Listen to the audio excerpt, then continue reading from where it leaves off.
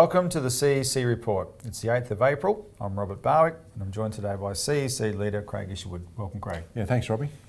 In this week's CEC Report, Panama Papers used to attack Putin, but the Queen rules the tax havens.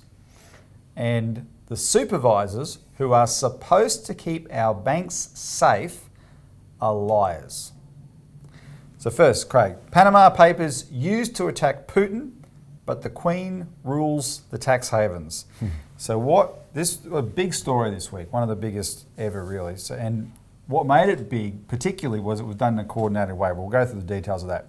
So on Monday, it was on Four Corners here, it was sort of released worldwide on Monday, the Panama Papers, the biggest leak in history, 11.5 million documents. And they exposed the workings of tax havens around the world through one law firm called Mossack Fonseca. And this law firm, its business is to help clients set up accounts in these offshore tax havens, right? Yeah. Make use of them. Now, there's many dimensions to this, Craig. And one thing we're not doing in this segment is rubbishing the content of the papers themselves, right? There's probably a lot, in those 11.5 million pages, there'd be lots of good stuff. What we're going to talk about is the way they were presented on a plate to the public, because it was done with a certain intention in mind, right? So, and you can see that it was quite transparent, really. All the headlines focused on the world leaders that are connected to these papers. And, you know, that might be normal, but there's lots of other stuff in there than that. Many world leaders were mentioned, but the viewers will recognise that the person singled out for attention was Russian President Vladimir Putin. And was he ever singled out? And we'll show you some stuff in a minute. There was it wasn't singly about Putin particularly. There was lots of other people mentioned, depending on where you were. So in the UK, for instance, the Prime Minister, David Cameron's father, is named in the papers. So there was some reporting on that, and the Prime Minister of Iceland and whatever. But what we saw was there was a general theme that what dominated, the people who stood above the rest of the crowd was Putin and the leaders of the BRICS countries. But Robbie, what really does stand out, it's very clear that this is an operation. In those 11.5 million documents, that's 11.5 million documents, not pages. Yeah, a lot extra. Right? Putin isn't mentioned once. Now, and that's the bottom line. So you can know this is a beat up when this is happening. And the intention of these papers is to literally begin the process of trying to tear down leaders that have opposed the directionality that the BRICS countries are taking, which is direct opposition to the collapsing transatlantic financial system centred in the City of London and Wall Street.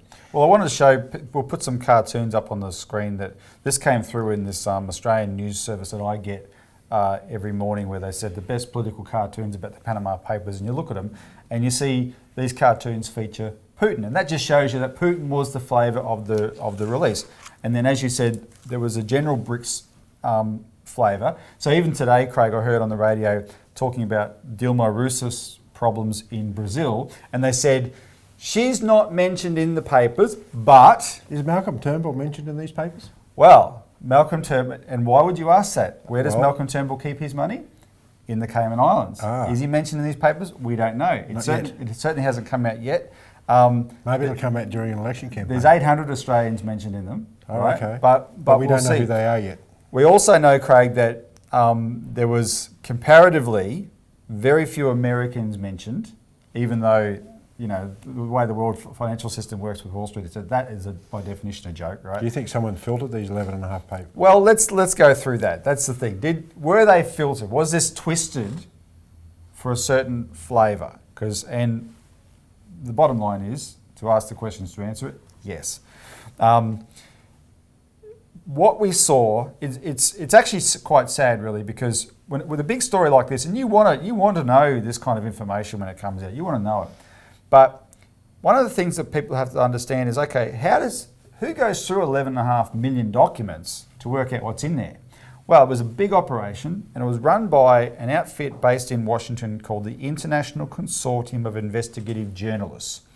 And they got all these journalists from around the world, there's about 400 who are members there, etc., and a lot of other news agencies joined in, and Four Corners sent their people over and whatnot, and they trawled through these things and they presented this picture.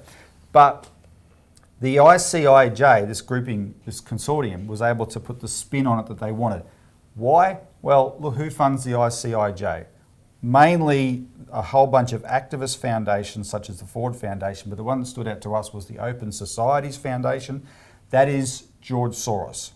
And right there you have a motive for why they had this Russian spin on it and this anti-BRICS spin, because George Soros, Craig, who we've been exposing for 20 years, he's the guy who has funded these regime change operations right across Eastern Europe and the Middle East, which are called colour revolutions, where all of a sudden you'll hear about a supposedly spontaneous grassroots uprising in a country, but everyone uprising is wearing the same colour. So famously in Ukraine in 2004, they all wore orange, right? And there's the Rose Revolution, and there's they put a name on them or a flower or whatever. In Russia at the moment, there's one called the White Revolution, right? Everyone's wearing white. George Soros funds these operations, and all of them, as we've documented in our New Citizen, it's all on either the western border or Russia or the Middle Eastern underbelly of Russia. They're all targeted at encircling Russia. That's the point of these things. And the ones in Eastern Europe, when they topple the government, the new government then says, oh, we want to become a part of NATO. And then NATO advances up to Russia's border. This is geopolitical strategic strategy playing out, funded by George Soros. And here's the irony, Craig. George Soros, who's George Soros? Well, he's a multi-millionaire mega speculator, billionaire actually, mega speculator. Where's he based? His outfit, his money is based in a tax haven, the Netherlands Antilles. So a guy based in a tax haven is funding the organisation which produces this big expose about politicians who have their money in tax havens, right? And that whole thing's a joke. I want to highlight one other person for Australians though, because there's a real Australian connection to this. And you see it when you go to the International Consortium of Investigative Journalists website. They single out for thanks for money an Australian millionaire named Graham Wood. He donated $1.5 million to him in 2013. Now, Graham Wood is well known in political circles in Australia. He famously gave the biggest donation in Australian political history. His What If was he the Whatif.com? Yeah, Whatif.com founder. Right. So he donated $1.5 million to the Greens in 2010, Graham Wood, because that's his issue. He's a real hardcore greenie. He's a crusader on green issues. He also donated $15 million to the University of Queensland's Global Change Institute. Now, that is a centre of green propaganda, and I emphasise propaganda. I'll give you one example. The claim that goes around the world that 97% of scientists believe that global warming is man-made, which is now well known, it's accepted as that's the proof that there's a consensus. That was cooked up in this Global Change Institute by a scientist and a team there who did this analysis of all scientific papers, they claim, and they drew from that this 97% figure, but it's based on a totally fraud methodology. You can look it up yourself. There's lots of information about it. That was there. Graham Wood funds that outfit, right? Tasmanians will remember Graham Wood as the guy who bought the Triabana pulp mill in 2010. Now, he promised to keep it open so it could be part of the forestry industry and save jobs. Instead, he mothballed it, and they have no intention of opening it again, right? Because they're actually de-industrialists. That's what these people stand for. And of course, poor old Tasmania has suffered from that kind of approach more than anybody. So that is the money behind this crowd. Let's take a break, Craig, because what's more interesting than what came out in the reporting of the Panama Papers is the backdrop, which was there for all to see, but they didn't mention it in any of the reporting, which is the fact that who runs these tax havens in the first place?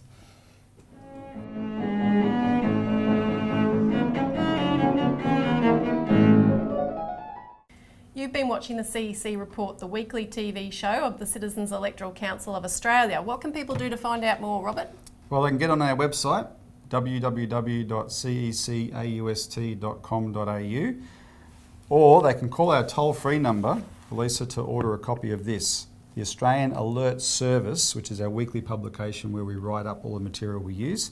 That number is 1-800-636-432.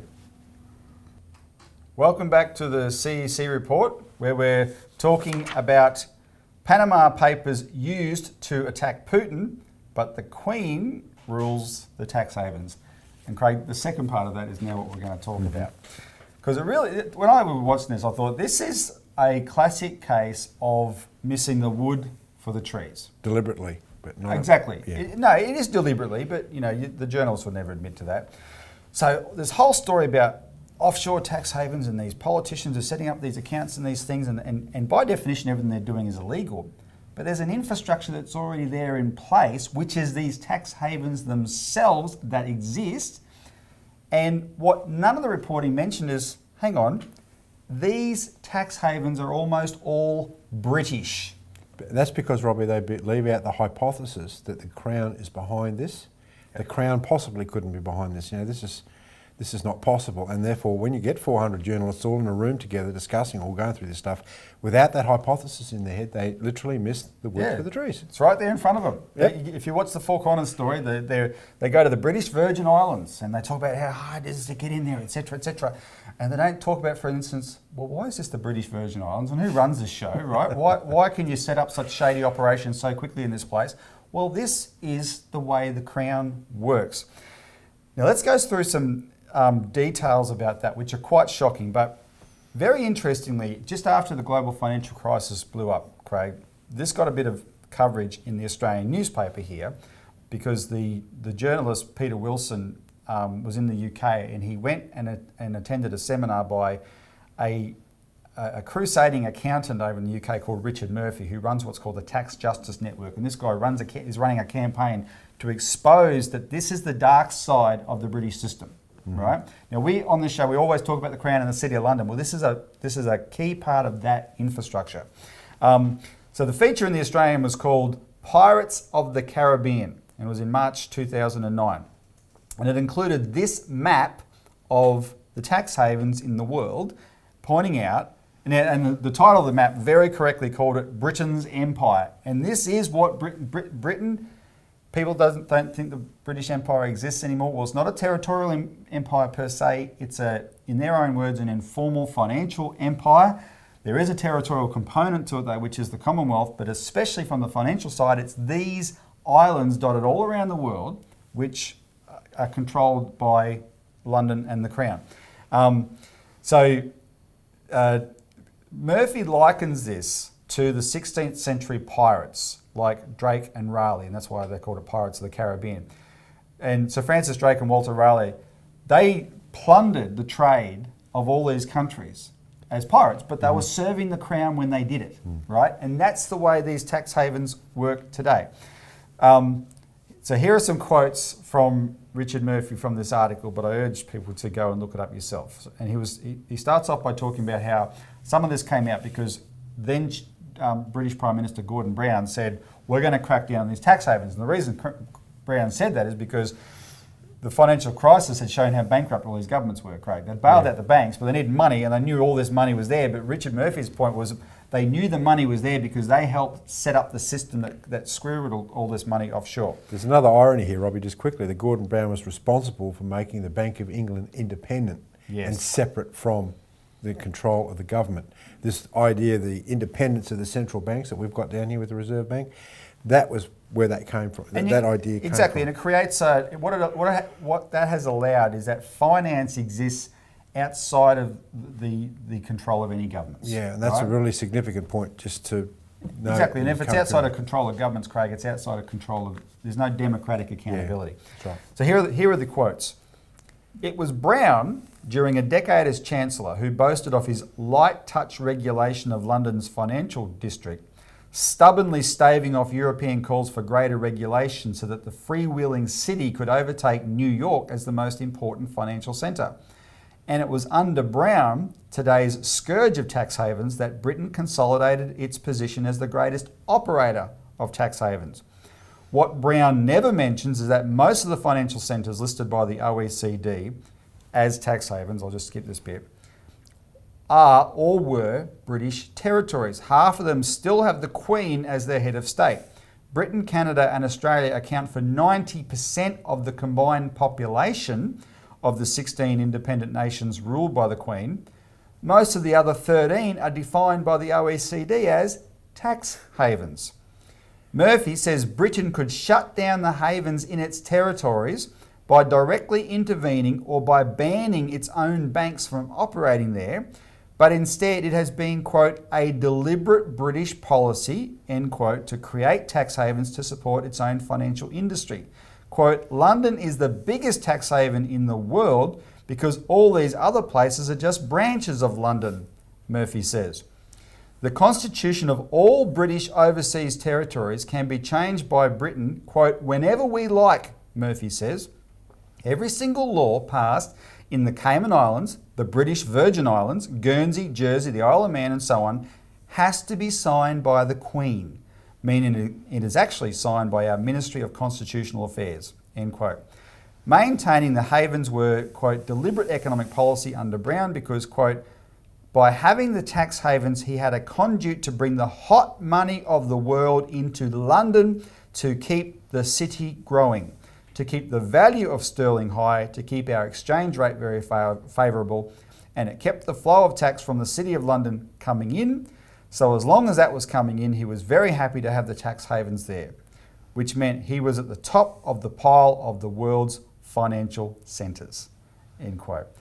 Craig, this, isn't it, the real story of the Panama Papers? Well, as we've talked about many times, Robbie, we are blighted by the fact that we have a total debt speculation problem. You know, global speculation is ruling the entire economies of the world. And even today we hear a major steel manufacturer here in Australia is looking at shutting down. Arium, 8,000 workers lost, and the government of this country is coming out and saying things like, oh, we can't possibly buy our own Australian steel because that would be in breach of free trade agreements. Well, those free trade agreements are modelled on British free trade, which is the looting mechanism whereby Sir Francis Drake and all these people grab the loot and they stick it in these sorts of tax havens and places so that the real economy suffers and they continue to fund their speculative activity. But see, Robbie, this is a big story, and you have to say, well, if the British are in control of all this, why is it broken out in the first place? There's obviously another agenda coming, which we haven't got to yet. It's coming. Maybe there's some sort of centralisation of these tax havens somehow. We don't fully understand why this is broken out, but the interest is that it's put a very strong spotlight on the fact that this is the nature of the speculative beast. It goes straight back into the City of London and to the Crown. And this is what we're dealing with, and that's why we need to have policies within sovereign government that literally ban these things. And it's very interesting that Murphy says, look, they could just ban these things overnight. Well, why haven't they?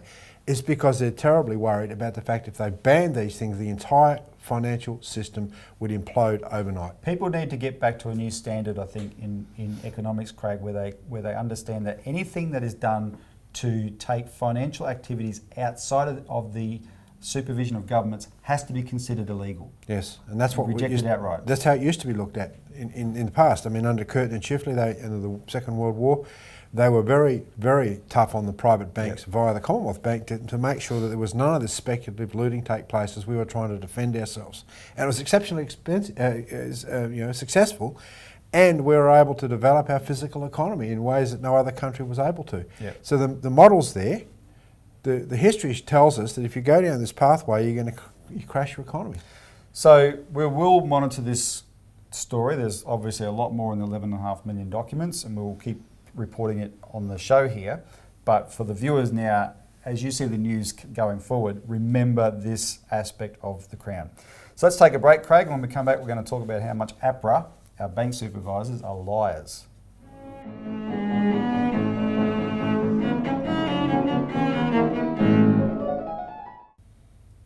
Welcome back to the CEC Report.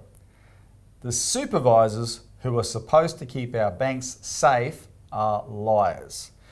And Craig, there's a shocking story this week. It was on 7:30 Report on Monday night. More should be being made about it because we have a unique perspective because it confirms everything that we were doing at the same time. So the story is, in 2007, it has now come to light that in 2007, APRA, Australian Prudential Regulation Authority, which is the banking regulator in Australia, produced a secret research report into the housing industry. And that report admitted that Australia's property market was a bubble, which it attributed to lax lending standards since probably roughly the year 2000. And those lax standards where people were being given all this, it's all the scandals that have come out since, right? Low doc, no doc loans, etc. In 2007, APRA measured that based on their modelling, that had expanded the mortgage market 3.4 or close to 3.5 times what it would have been otherwise. So if the mortgage market should have climbed up to there, but lax lending standards made it 3.5 times, you're talking about up here, right? A total blowout. That's the bubble. And now, we were screaming about that, absolutely screaming from the rooftops that there's a bubble and it's going to blow.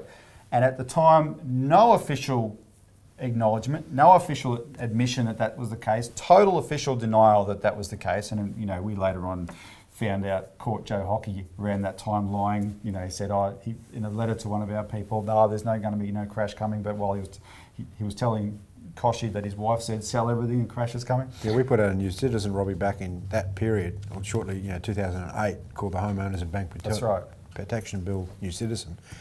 400,000 copies. We got many, many local councils and councillors actually signing on to the idea that we needed to actually have specific legislation to protect homeowners because of the risk of a crash. And people can see that. We'll put that on a screen, but also if you go to the section of our website where we've got media releases, just go down to 2007 and see how many of our media releases at the time were on this subject. Anyway, what APRA's report said that at the rate it was going, within 3 years, mortgage delinquencies would hit 7.5%. That's a shocking figure there, because if you've seen the Big Short movie, Craig, those guys who bet the US bubble would crash, made their bets on the basis that it would crash when mortgage delinquencies hit 8%. We were forecast to go in the same direction. So we were screaming at the time that was the case. What we now know is that the boss of APRA then, John Laker, instead of acting on this report, he ordered it be buried because he said if it gets out, it'll cause panic, right? Bury it. What's happened since then? Well, luckily for them, for the people who want to keep this bubble, because America crashed first, that became the excuse for a massive slashing interest rates in Australia and throwing money at the bubble through the first home owners grant. Global financial crisis. Yeah, 2008, right? Yeah. And that sort of, bought them breathing time. But Craig, since then, what they called a bubble 3.5 times what it should have been then is now double. 7 times. Exactly, 7 times.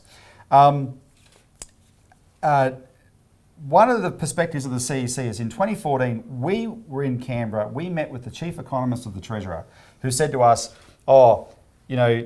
we've stress tested the housing industry, it'll survive a 40% crash in the market, etc. Everything's fine. APRA is a great regulator and has got everything under control. And the very important person we were with, who was from a regulatory agency in Japan, said to this economist, he said, how many inspectors does APRA have? And the economist goes, well, I don't know. And what that question caught out was that he was lying. They're not doing their job at all, because John Laker should have acted on this report back then. It's self-regulation is the bottom line, Robbie. Exactly. Banks regulate themselves. That is what they're doing. And just one other example, last year, Wayne Byers, who's now the boss of APRA, said in Parliament, he said, quote, I think we were caught a bit by surprise at how much lending standards had dropped again. Their job is not to be taken by surprise, right? But then Craig, that same Byers is one of the architects of bail-in. That's right, he's from the Bank of International Settlements. He's basically said, at no point should government step in and overrule or reduce the powers of the regulator. Yeah, I mean that's what he said. Because they're not protecting us; no, they're protecting the banks and the international system. So we're going to put out a release on this. You'll find it on our website. And I think, Robbie, people can get more of this information in the Australian Alert Service because it's absolutely crucial material to follow up on everything that we've said. Thanks for tuning into this week's CEC Report, and tune in next week for more.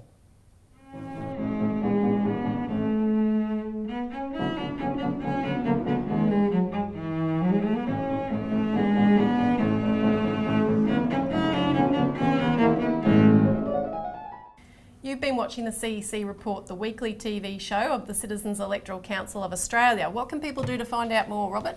Well, they can get on our website, www.cecaust.com.au, or they can call our toll-free number, Lisa, to order a copy of this, the Australian Alert Service, which is our weekly publication where we write up all the material we use. That number is 1-800-636-432.